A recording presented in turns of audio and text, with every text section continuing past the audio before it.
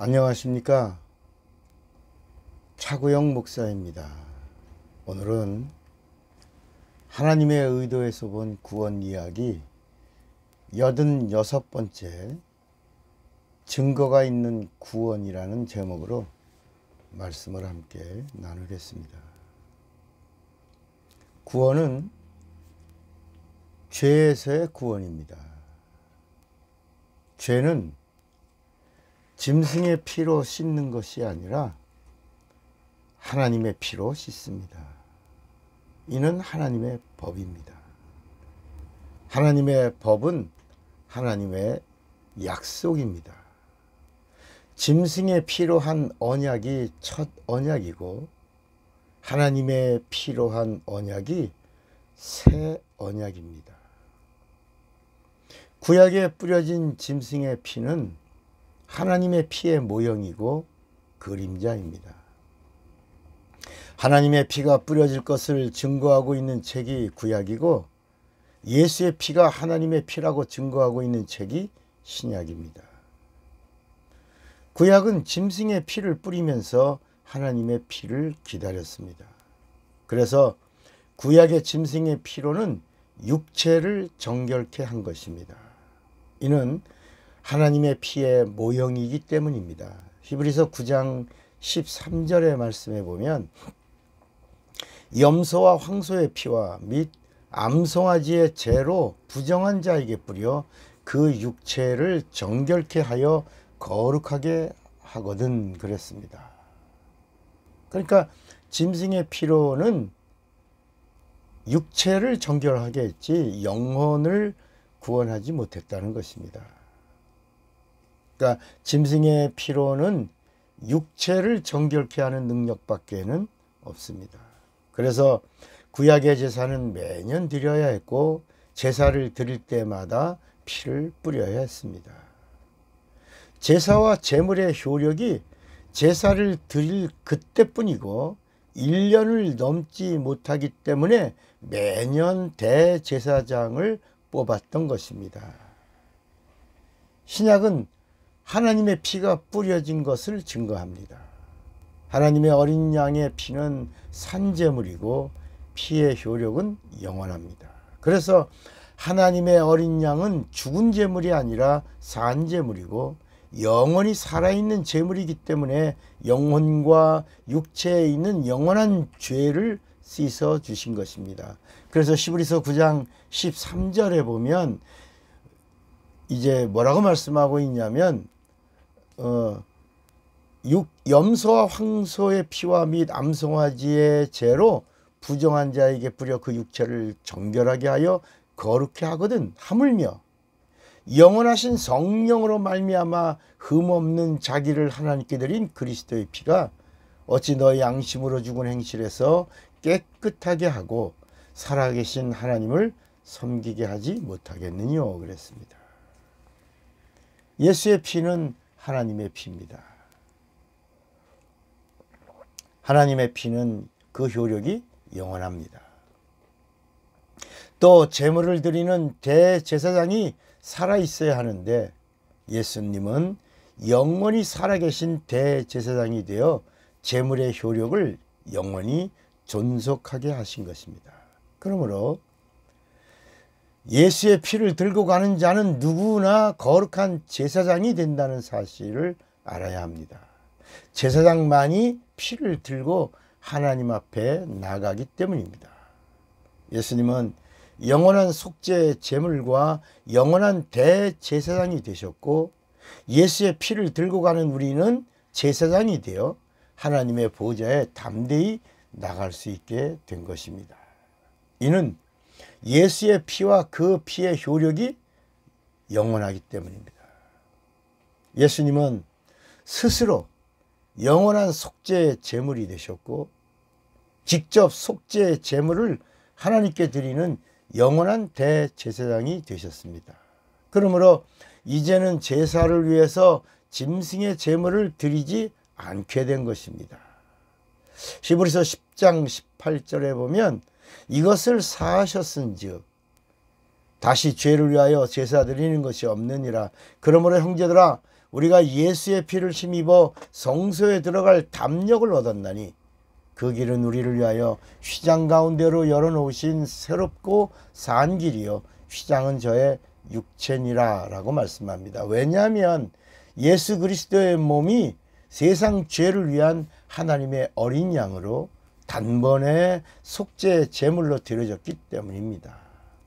구약은 예수의 피의 그림자가 보입니다. 바로 짐승의 피입니다. 또 제사장과 대제사장입니다. 구약의 모든 의식과 절차가 다 예수 그리스도의 모형입니다. 구약에는 의식이 참으로 많이 나옵니다. 그러나 신약에는 의식이 단 두 가지로 정리가 됩니다. 바로 성찬과 침례입니다. 그렇게 많던 구약의 의식과 절차가 예수 그리스도의 피가 뿌려지고 다 이루었습니다. 그렇게 선언하시는 순간 예수의 피 속으로 다 들어가 버린 겁니다.